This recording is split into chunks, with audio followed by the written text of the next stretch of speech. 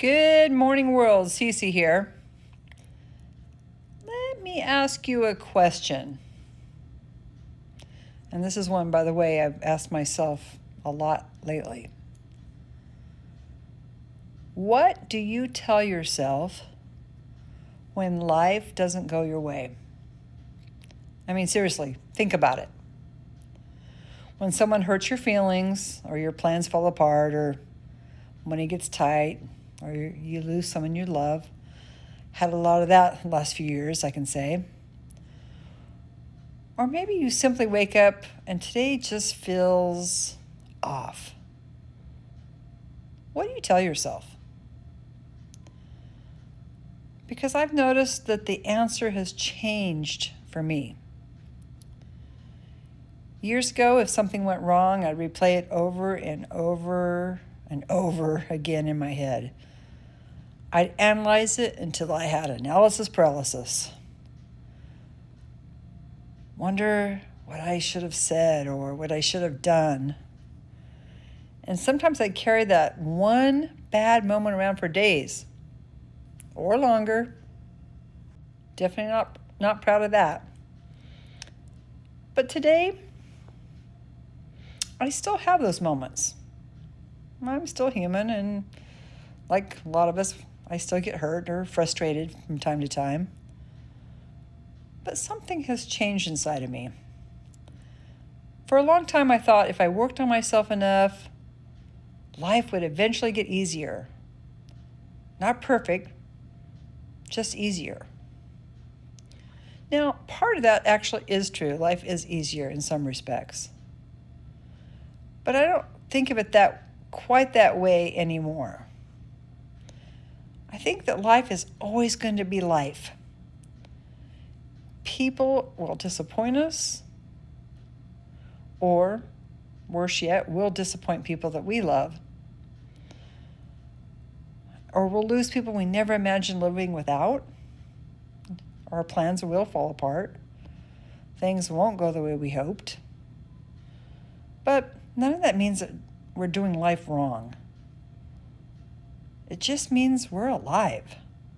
And the part that can change is us.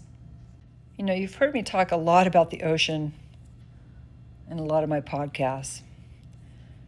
And I think one of the reasons I love the Pacific Northwest so much, I can sit and watch and listen to the ocean for hours. Some days it's calm enough to almost look like glass. Other days, waves crash against the rocks with a force that you can actually feel. The tide comes in, the tide goes out. The wind changes, the weather changes. The ocean never wakes up expecting every day to look the same. It just simply responds to whatever the day brings. And what I'm realizing is life is a lot like that. Some days it's peaceful. Some days it feels like one wave after another keeps knocking you off your feet. The waves aren't the problem. They're just part of the ocean. Just like life's challenges aren't part of life, somewhere along the way I quit negotiating with that fact. I quit waiting for the day when life finally stopped being life. Instead, I started asking myself different questions. And they stopped sounding like, why is this happening to me? Or whose fault is this? Just, what am I going to do with this? Just a simple question. But it's changed the way I look at almost everything. Because that's the only part I actually have control over. I can't, as much as I try, control every circumstance or what other people say or do. And I wish I could, but I can't control loss either, or disappointment. I can't even control when the next big wave is headed my way. But I can decide what I do after it gets here. And maybe that's what the ocean has been trying to teach me all along.